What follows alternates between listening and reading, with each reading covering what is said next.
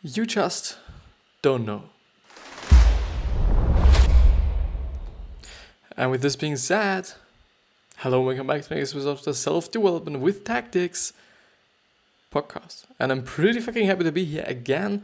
I'm just quite late here, to be honest. It's actually already 2 p.m. because I had to do quite a lot for school. So because I have physics test on Monday and today it's Saturday, so it's quite complicated sometimes. But I guess there will be an episode of the vlog coming today where I just talk about this kind of issue, quote unquote issue, a little bit more detailed about it. But yeah, I hope the audio quality is still okay, still alright. I'm actually able to speak a little bit louder because it's during the day, and yesterday in the evening, or actually, it was the evening. I wasn't quite able. Okay, was it evening? I think it was 9 p.m. or something. Okay, it's more something like night, I guess. So I wasn't quite able to shout around like now quite. So I guess this will be a great episode. I hope it will be, and I know somehow, it will be a great episode. But yeah, as you might know, we are going ahead with the 12 Rules of Life by Jordan B. Peterson and Rule 9. So there are 3 rules left, basically. And maybe we're actually able to go through the whole thing today. Would be interesting. Sorry if this was just extremely loud, because I had to do something on the phone, and this could have been quite loud. But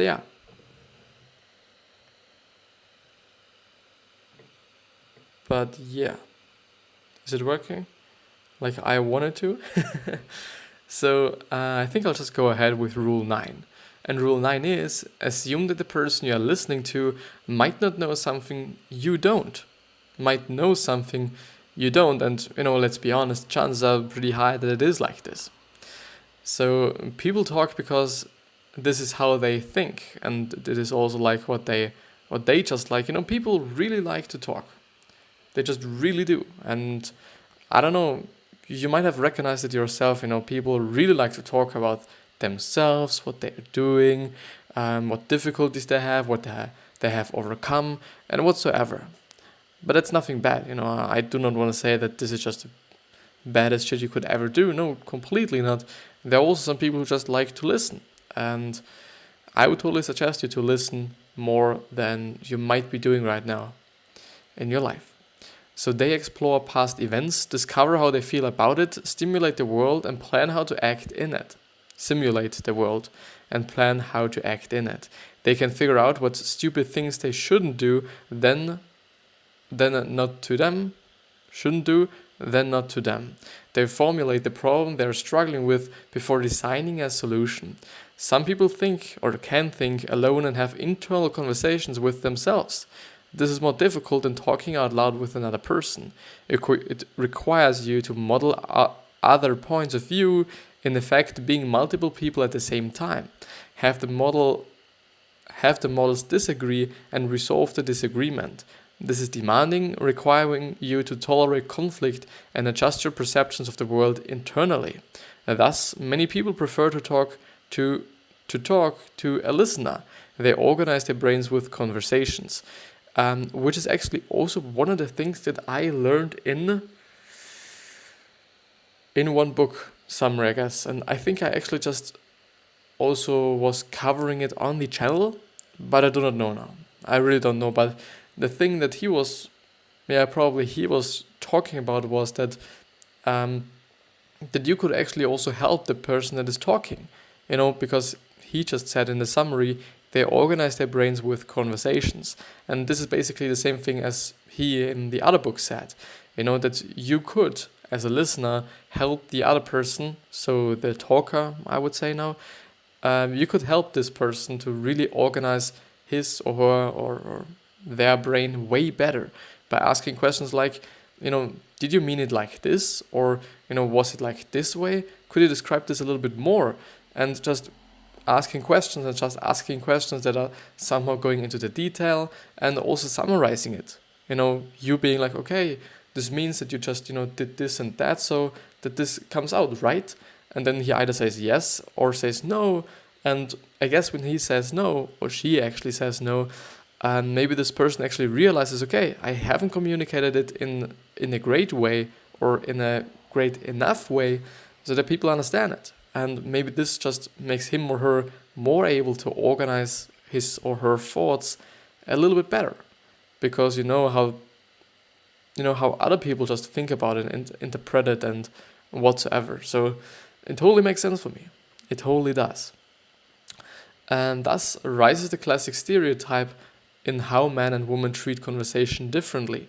Women want to converse as a mode of thinking, going over the day and struggles they have faced. In response, men want to design efficient solutions and move on. This expedience robs the speaker of their ability to think, and it signals dismissal of the importance of what the speaker has to say. Instead, the speaker feels a need to formulate the problem in conversation. They need to be listened to and questioned to ensure clarity in the formulation.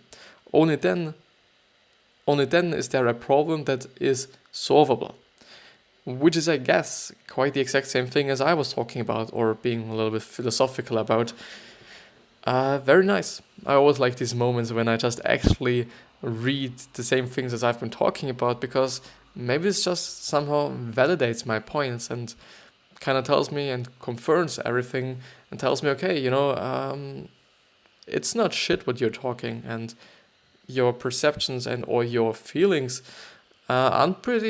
aren't actually that bad. So as a listener, you're helping the other person to think. Also quite the same thing as I said. True listening is paying attention and accepting what the person has to say. Sometimes you don't really have to say anything. The person solves her own problem merely by speaking aloud. Just by giving sympathetic responses, you signal that you value the speaker, that her experiences are important and deserving of consideration. And also I think that you actually are showing that you are at least listening to the person, by being like, and yeah, and yes, and, that's right. All these sounds, even though it might only be an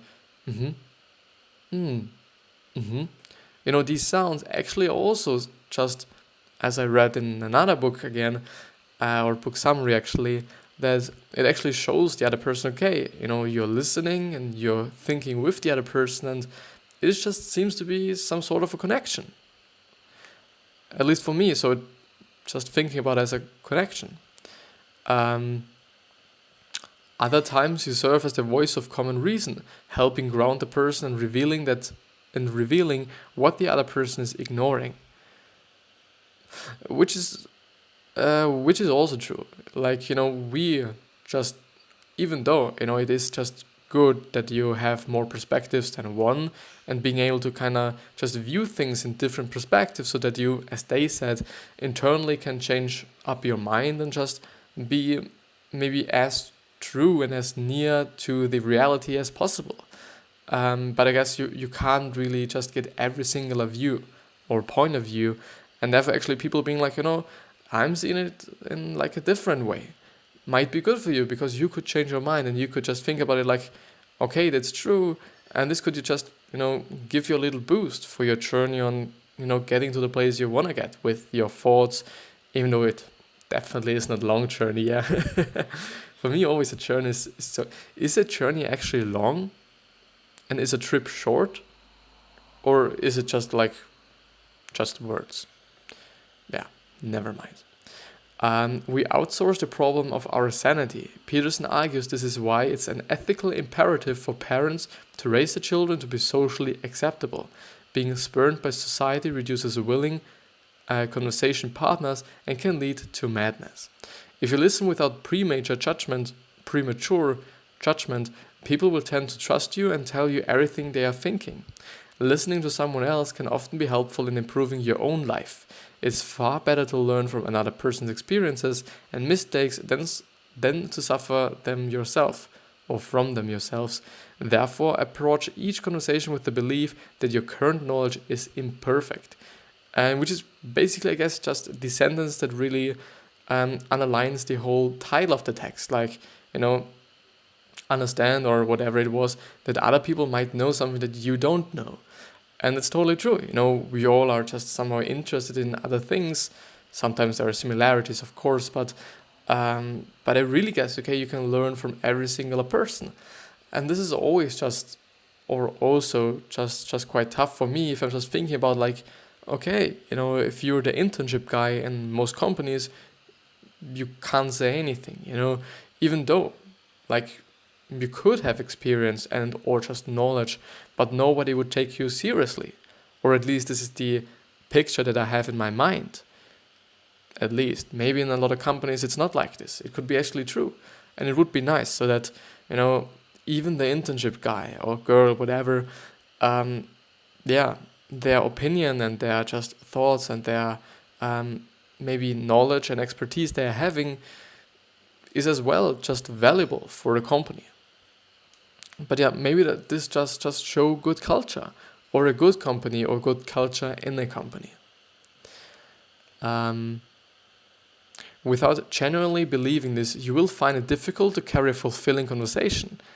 In brackets, hence why I think conversations with parents can be so frustrating. Neither party earnestly believes the other is wiser.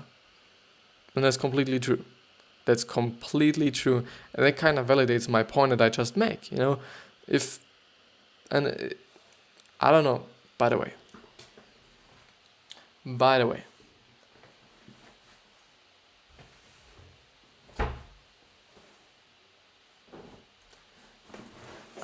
because I again forgot to actually just the towel in the background always on my closet. I just put it away because I forgot it, and it just feels more cleaner here and it feels a little bit more organized. Yeah, I don't know, just a little bit more great for me, better for me, whatsoever. So the best conversations occur when all parties are listening to each other, trying to solve a problem together, and build to a synthesis greater than what each person started out with. All act with the premise that they have something to learn. This continuates active philosophy. Everyone lives with an improved worldview and better knowledge of their conversation partners. In contrast, there are common examples of poor listening that lead to lack of connection and synthesis. Or synthesis. I think synthesis, yeah. Which is attempts to establish hierarchy, a game of one-upsmanship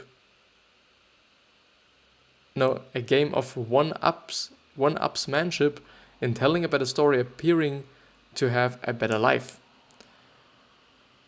I don't know if I've just, understand it correctly, but I have just a really certain picture in my mind, which, is like two guys, having a conversation, and each of them tells a story, and each of them, after the other just talked, adds a point up to his story, being like, I've been just, I don't know, driving with my nice Toyota here, and it was so cool, just going through the curves of the fucking street, and it felt so nice.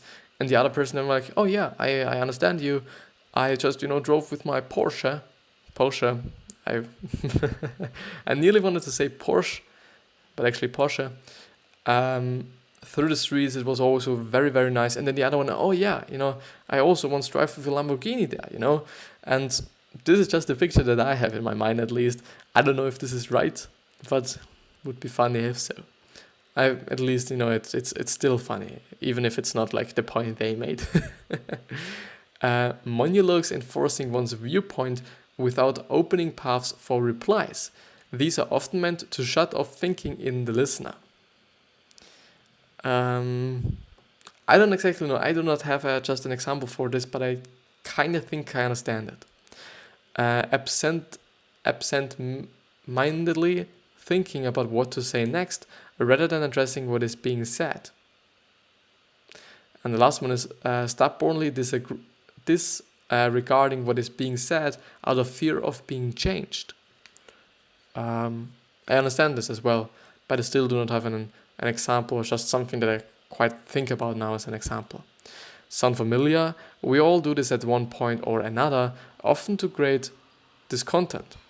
Here's the most effective listening techniques. Summarize the person's message. This has very helpful effects. By the way, actually it could be, these techniques or these things that I was just talking about before, in terms of actually listening to people and like summarizing what they said, I actually think this is from this book and the 1-page summary that we went through, I think, on the second or third episode of the whole book summary kind of mini series on this podcast. You take the time to generally understand what is being said rather than skirting over it on the surface, which is completely true. And I think that actually asking them questions and being just interested in what the other person is saying and talking about is the way to go, just by being like, okay, did you mean it in such a way or in such a way, to really understand what the other person is talking about. You extract the moral of the story, discarding the meandering paths or meandering paths that are not natural consequences of thinking aloud. This forms a successful lightweight memory. Makes sense, but just not quite as I am, or if I'm actually understanding this correctly, actually being like, understanding the whole concept of the story and or the whole just outtake of the story, but not actually quite the details and everything that's not important for the output or the outcome. You avoid strawman arguments. Normally you might pick up a single element and distort it to absurdity. This is obviously counterproductive. If you understand the core of what is being said, you will more likely find the value in it. Also makes sense. You strengthen your arguments further against challenge. By stating your opponent's viewpoint better than she can, you will build a steelman, as opposed to a strongman. If you can successfully defeat the steelman, you can develop even stronger, more developed reasoned beliefs. You give the person a chance to correct what you said or emphasize something you didn't. Yeah, sounds great. Really sounds great. Nothing to add here. Really nothing to add here. So assume that your conversational partner has reached careful, thoughtful conclusions based on her own valid experiences. Assume that they want to engage with you as a voice of reason, not oppress you. What does oppress mean? I don't know. I in general think that often people just think about other people completely wrong, quote unquote, and think about them just way more negative than they actually are. Like, just, okay, this person just wants me to be bad, and this person just wants me to die, and, shit like this, which is at the end wrong. And which is in the end just not relevant or just completely not the truth, I do really, maybe it's just me, and maybe it's just me actually believing in the positivity in all the people. And I don't know, I just really believe that people do not want bad things to happen. It's just most of the time. And when it's the case, I can somehow feel it and I can somehow see it. And I guess, quite everyone is seeing it then, if somebody's really on purpose doing something, bad. But yeah, so related, when you argue with someone, separate and think. What have we done to contribute to what we are arguing about? However small, however distant, I made a mistake somewhere. Which is completely true, if I'm understanding this point. You did, everybody, or it was even your own fault, and I'm just really into blaming yourself, by the way, if you don't know yet. And I guess, each one of the party did somewhere, and just maybe picking out, maybe saying like, okay, I know that this what I was doing was wrong, and this and that, and just detail, just really describe it detail and be like, okay, I was doing this and that was bad, and I understand that you're feeling maybe this way, and I'm very sorry for that. So being just really, really being sorry, and not like, okay, I did something, I know, and it's okay, but I guess it doesn't, it's not so good, so I'm sorry. Not something like this. And which is also something that was written down in the book How to Win Friends and Influence People, that I actually haven't managed so often in the past few weeks, actually. I think actually not one singular time. I think I actually haven't.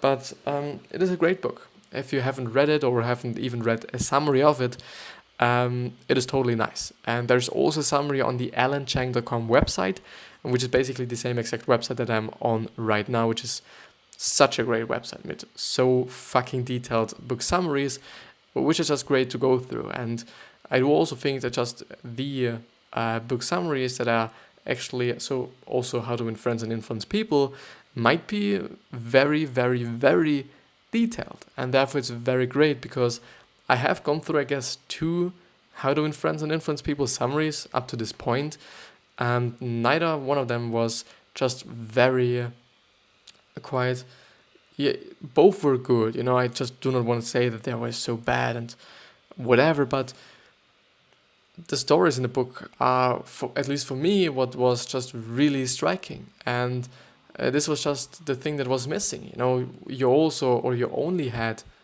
just, the rules and the tactics he just told you in the book, but not like the stories and quite how he explained them and how he told them to the people.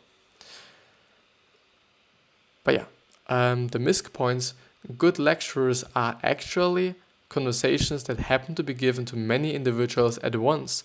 As a public speaker, you should talk with individuals, make eye contact with a specific person, note their confusion or acceptance, and modify your conversation accordingly. Then switch to another audience member, which is basically the thing that Gary Vee is always doing when he is having a speech. Which is something that he always says, he just really looks at the people and sees and reacts to how they are reacting. If they're like, I don't understand this, he might be just going over this point once again. And if he notices that, they are kind of bored by it, he changes the topic. And all these things, which for me just make sense. It just makes sense that you're just, doing some things, or that your audience is, feeling fine during your speech, during your lecture, during whatever you're doing. And maybe in school this is just, I was quite talking about, okay, teachers aren't doing this so great, I guess, but they just have to talk about certain things. They can't be like, okay, no, I'm not just going through, I don't know, relativity and the relativity theory. Never mind. So they just have to, and I do think that there's no quite other option they can just, choose. Should I go through the next point? Should I? It is very, I don't know, it's very complicated. It really is. Maybe I'm just talking about some things.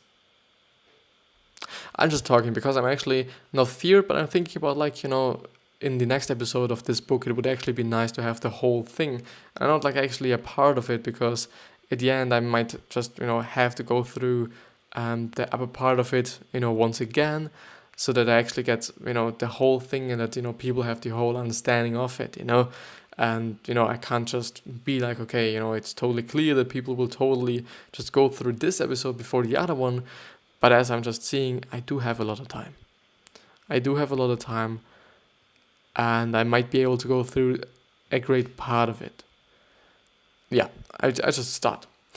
Be precise with your speech. When you have a problem, there's often the temptation to paper it over, to think the problem will go away by itself, which is not actually the case. It is easier to keep the peace and avoid the anxiety, despair, sadness that will come with confronting your problems. It's easier to pretend that the problem doesn't exist than to admit it does, and the pain that accompanies it. Maybe you hate going into work every day. Maybe you can't stand the way your girlfriend chews. Maybe you stare blankly at the ceiling each morning, unable to drag yourself out of bed. Maybe you feel a simmering level of rage throughout the day. You don't know exactly what it is, but it's more pleasant not to think too hard about it and try to get through another day. Left unaddressed, this will lead to a great failure, and you will regret not having acted sooner. Specificity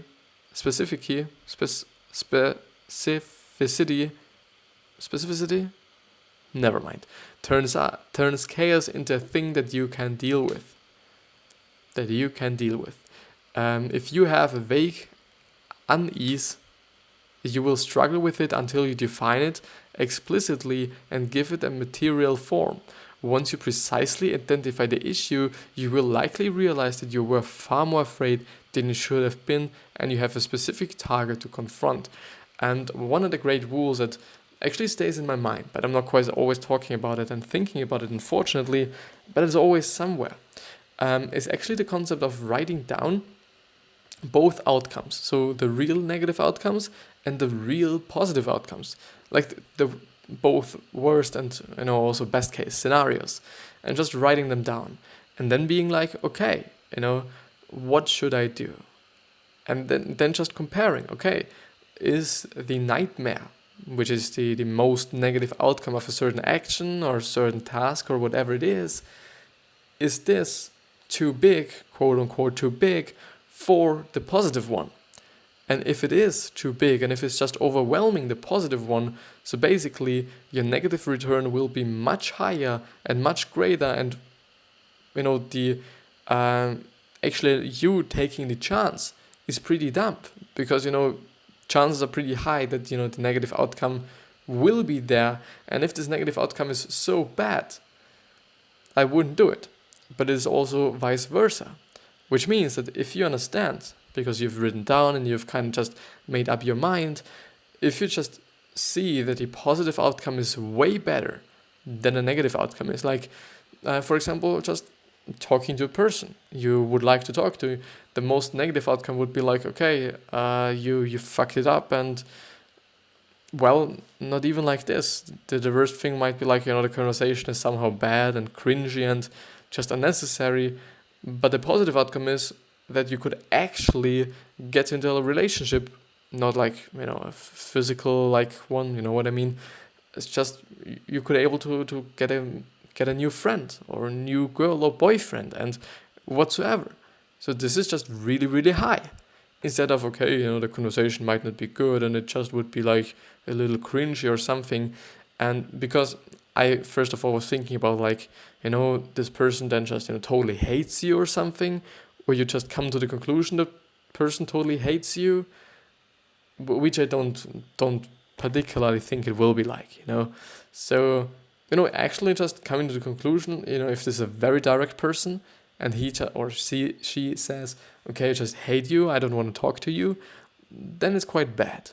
Then it is, but I don't think so, that people are actually so direct. So, but there are way better examples of this some sort of technique you could use. But yeah, let's go through another point. So if you have a cancer in your body, wouldn't you want to know where and what it is as soon as possible so you can do something about it? Why don't you treat every other problem in your life with the same urgency and clarity? Give structure to the case through specific speech. If you speak carefully and precisely, you can make order from the chaos, develop a new goal and navigate to it. Precision sorts out the uniquely terrible thing from all the other equally terrible things that did not happen. If you have a pain in your abdomen, you start with a vague set of terrifying possibilities. Then you go to the doctor who collapses the possibility into a single clear diagnosis. You feel less anxiety, certain now that it's addressable, and you laugh at your previous anxiety. Why are your other concerns and problems any different? And with this being said, I would actually like to end the episode with this kind of question. I just really like it. I, by the way, hope that the video quality now is a little bit better because I changed it up a little bit, and the bitrate is actually higher, and I kind of adapted it to what YouTube recommends you to do with your video, and that's it. Yeah, I hope you get the best health, wealth, happiness, and success, like the mantra that I'm quite having actually. And yeah, do not forget about how people will remember you. So basically your legacy, and maybe therefore you just give to people, or give to the world, either one of these, or actually, if you're giving to the world, you're basically also giving to the people, because it's nice, because it's great for your legacy. And I do think that people actually want to be remembered as someone that was positive and nice and a good person and, whatsoever, not like a piece of shit. But yeah, but another thing, so just remember, no, I think it was. I see you the next time. Actually today, if you're just, viewing the other or watching the other episode as well, or listening to, but I see you.